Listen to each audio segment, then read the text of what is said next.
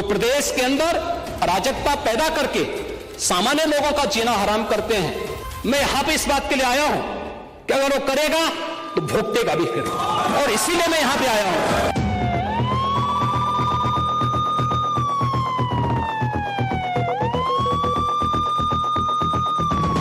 मैं यहां नौकरी करने नहीं आया हूं। यह प्रतिष्ठा की लड़ाई भी नहीं है। मुझे प्रतिष्ठा प्राप्त करनी होती है तो मुझसे से ज्यादा प्रतिष्ठा अपने मठ में मिल जाती है। कोई आवश्यकता नहीं मेरे लिए।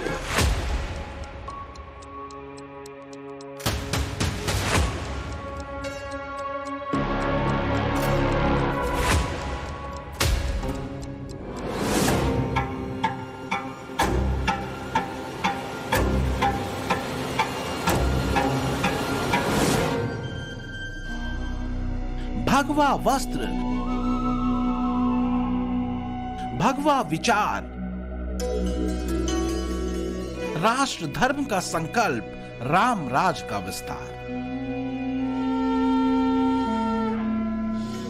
2017 के बाद से योगी के इसी संकल्प और राजपथ को यूपी की जनता ने देखा है। 2022 में फिर से लगातार दूसरी बार देश के सबसे बड़े सूबे की सत्ता की बागडोर योगी को जनता ने थमाया।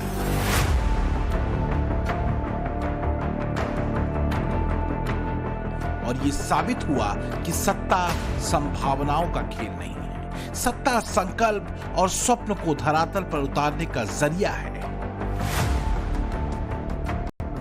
लेकिन आखिर ऐसा क्या हुआ कि विधानसभा में योगी को ये कहना पड़ा?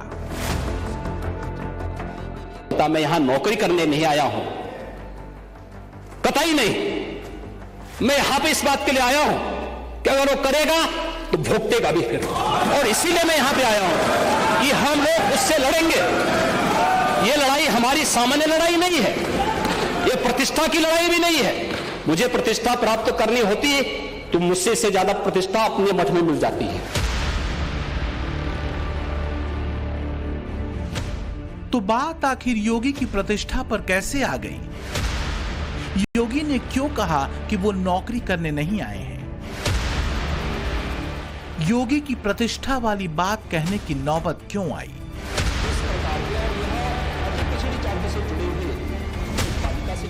इन सवालों के जवाब हम आगे तलाशेंगे, लेकिन सीएम योगी के विधानसभा में ये बात कहने के फौरन बाद अखिलेश यादव ने दंदनाते हुए एक ट्वीट किया।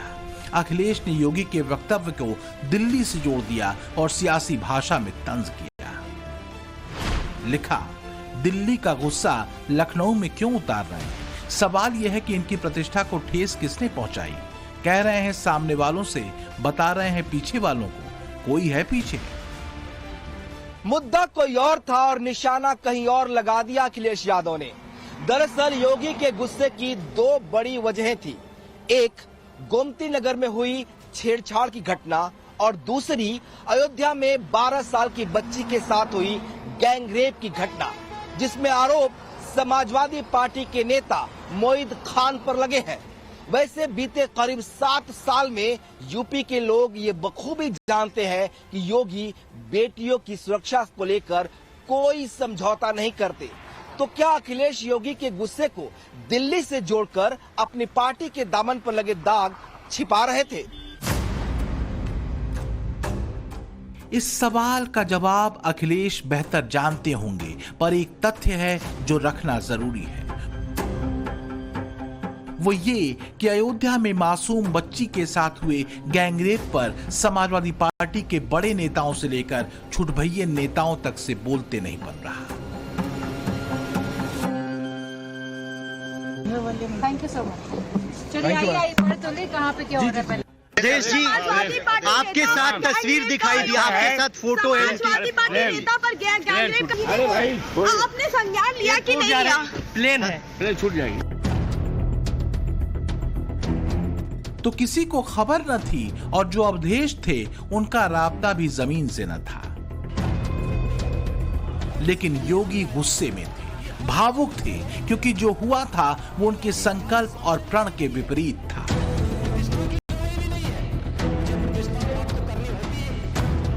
अक्षम्य था और इसलिए योगी ने कहा कि मैं यहां नौकरी करने नहीं आया, न प्रतिष्ठा पाने के लिए आया। जिसने किया है वो भुगतेगा। कल की जो गोमती नगर की घटना है, उस घटना में भी हम लोगों ने जवाबदेही तय की है। उसके अपराधियों की सूची भी मेरे पास आई है।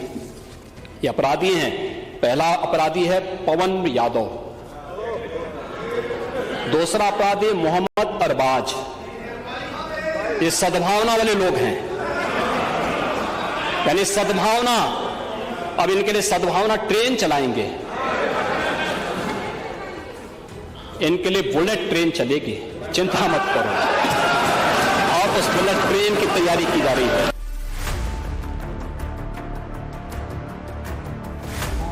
भगवाधारी योगी को छेड़ने का मतलब क्या है, ये अखिलेश से ज्यादा बेहतर और कोई नहीं जानता। पिछले साल फरवरी महीने में उमेश पाल हत्याकांड पर अखिलेश ने योगी पर कानून व्यवस्था को लेकर तंज किया था, और तब भी योगी का ऐसा ही रौद्र रूप यूपी ही नहीं देश ने देखा था। शूटिंग हो रही हो, बम चल रहे हो, क्या कोई फिल्म की शूटिंग के लिए आप ये करवा रहे हैं क्या?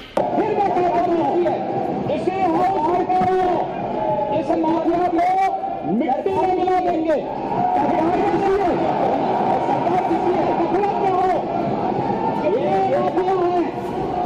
इनको मिट्टी में मिलाने का काम करेंगे। और योगी के इस संकल्प के बाद समाजवादी पार्टी के दौर में कभी अपना एक तरफा माफिया राज चलाने वाले अतीक और मुख्तार मिट्टी में मिल गए। यूपी की जनता जानती है कि भले ही ये दोनों अलग अलग पार्टियों में रहे हों, लेकिन इनका दिल समाजवादी पार्टी के लिए ही धड़कता था।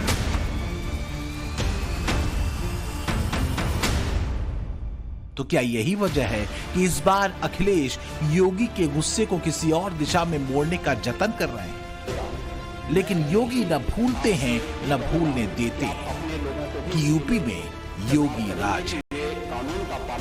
सीएम योगी की सरकार की यूएसपी रही है यूपी में कानून का राज। उसमें भी सबसे ऊपर रहा है महिला सुरक्षा का मुद्दा।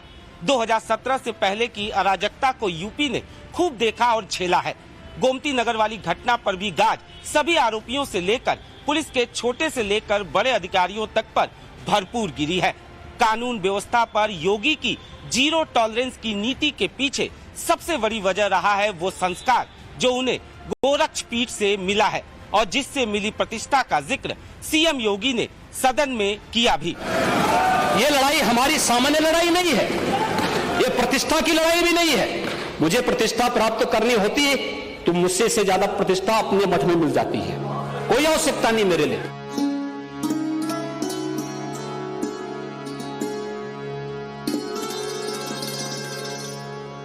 गोरक्षनाथ पीठ, इसी पीठ के नाम पर गोरखपुर का नाम पड़ा, और इसी पीठ के महंत हैं योगी आदित्यनाथ। वो योगी जो 2017 के पहले तक सिर्फ और सिर्फ हिंदुत्व के फायर ब्रांड नेता के तौर पर जाने जाते थे, लेकिन 2017 में चली मोदी लहर की बदौलत बीजेपी को मिली बम्पर जीत के बाद आश्चर्यजनक रूप से उत्तर प्रदेश की कमान योगी आदित्यनाथ के हाथों में आ गई। मैं आदित्यनाथ योगी ईश्वर की शपथ लेता हूं कि तब सवाल ये उठाए गए थे कि भगवाधारी योगी यूपी जैसे बड़े प्रदेश को चला कैसे पाएंगे। संशय उनके भगवा वस्त्र, हिंदुत्व की गाढ़ी और आक्रामक विचारधारा और मठ की पृष्ठभूमि को लेकर था।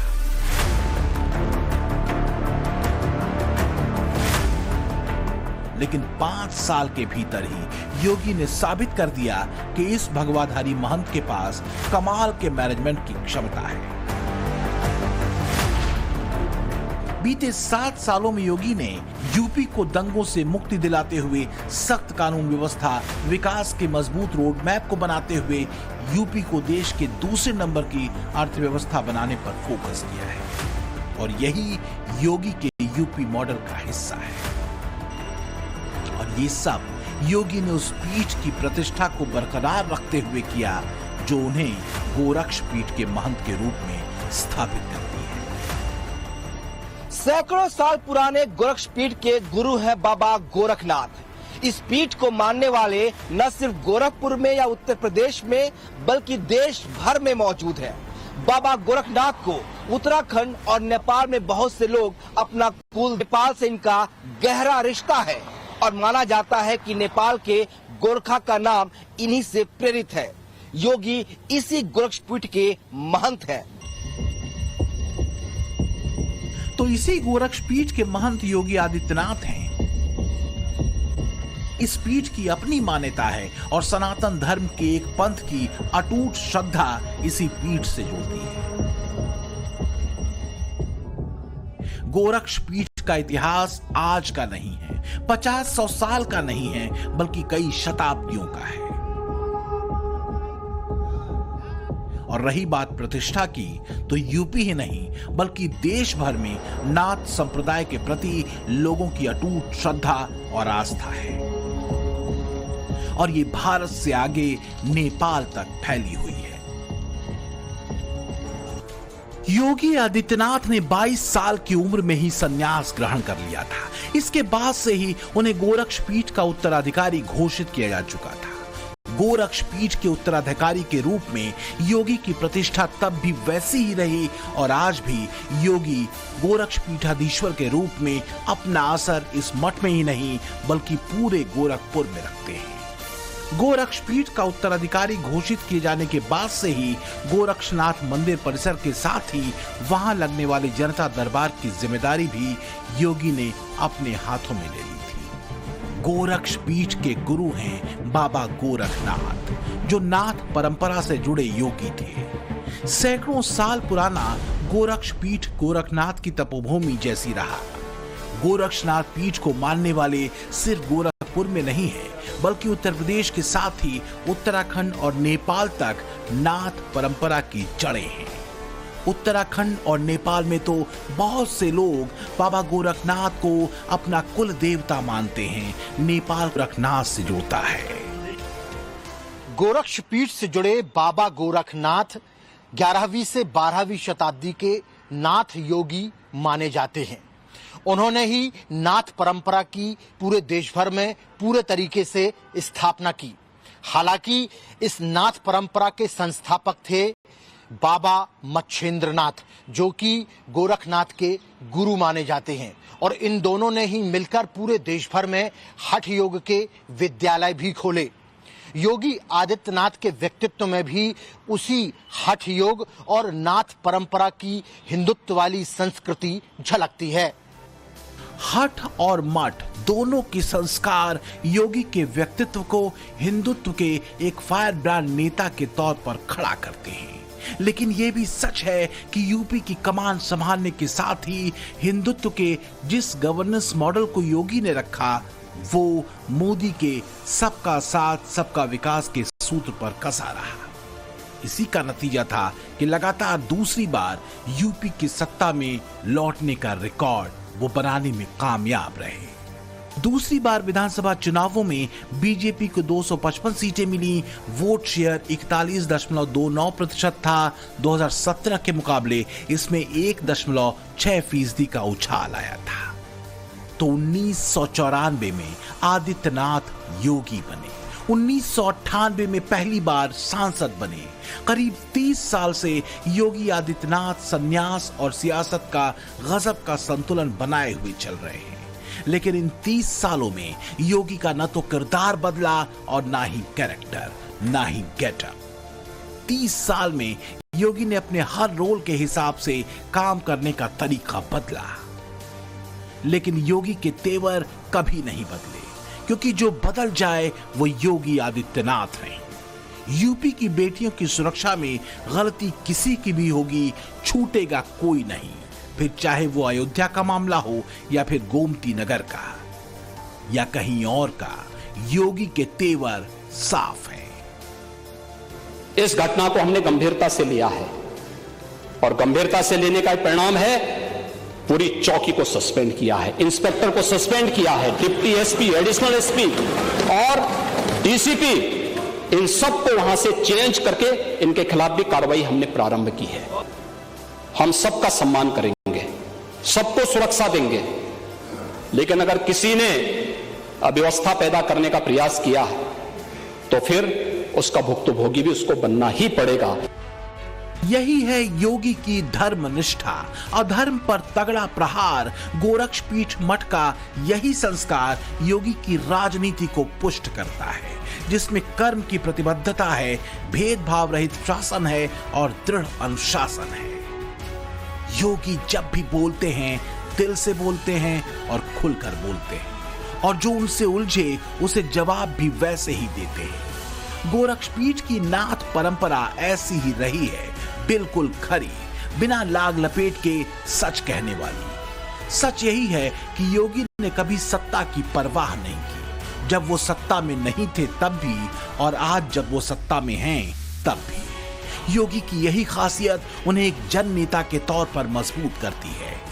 योगी की अपनी मास अपील है, इस भगवाधारी को अपनी कड़ी और सख्त जुबान से समाजवादी खेमे की अराजकता से सीधे मुठभेड़ करते कई बार देखा गया है, फिर चाहे वो आज की विधानसभा हो या फिर पहले की लोकसभा। और संतों को उनके हकों से वंचित किया जा रहा है, उनके धार्मिक यात्रा को प्रतिबंधित किया जा रहा है, उन्हें अपमानित किया जा रहा है। और किस समाजवाद की बात मुलायम सिंह जी कर रहे हैं, किस संविधान की बात कर रहे हैं? ये समाजवाद है। स्वयं राष्ट्रीय अध्यक्ष हैं, इनके 2 भाई महासचिव हैं, इनका पुत्र प्रदेश अध्यक्ष है। कौन से समाजवाद की बात करते हैं? परिवारवाद की बात करते हैं। बेवकूफ बना रहे देश को, ये केवल देश को बेवकूफ बनाने का कार्य कर रहे हैं। अगर देखें तो योगी का मुकाबला अपनी जनरेशन के 2 बड़े चेहरों से कहा जा सकता है। एक है अखिलेश यादव और दूसरे राहुल गांधी। दोनों ही चेहरों को राजनीतिक पार्टियां विरासत में मिली हैं। 2024 के चुनावों से पहले तक अखिलेश हो या राहुल, दोनों की ही राजनीतिक हैसियत तक दांव पर थी। कांग्रेस का तो यूपी में अभी तक अस्तित्व शून्य ही माना जाता है, क्योंकि इस बार भी लोकसभा चुनाव में उसे सीटें समाजवादी पार्टी के कंधे पर चढ़ करके ही मिली हैं, वो भी काफी मान मनव्वल के बाद। जबकि योगी की राजनीति खुद की खींची हुई लकीर है। सांसदी से लेकर मुख्यमंत्री तक के पद को योगी ने अपनी क्षमता से हासिल किया है और दोबारा यूपी की सत्ता में भी लौटे हैं। मैं आदरणीय राहुल जी से 1 वर्ष छोटा हूं। खड़गे जी, राहुल जी यहां पर सदन में नहीं हैं, मैं उनसे 1 वर्ष छोटा हूं उम्र में, और मुलायम सिंह जी की पार्टी के कोई यहां नहीं है। अखिलेश यादव से 1 वर्ष बड़ा हूं।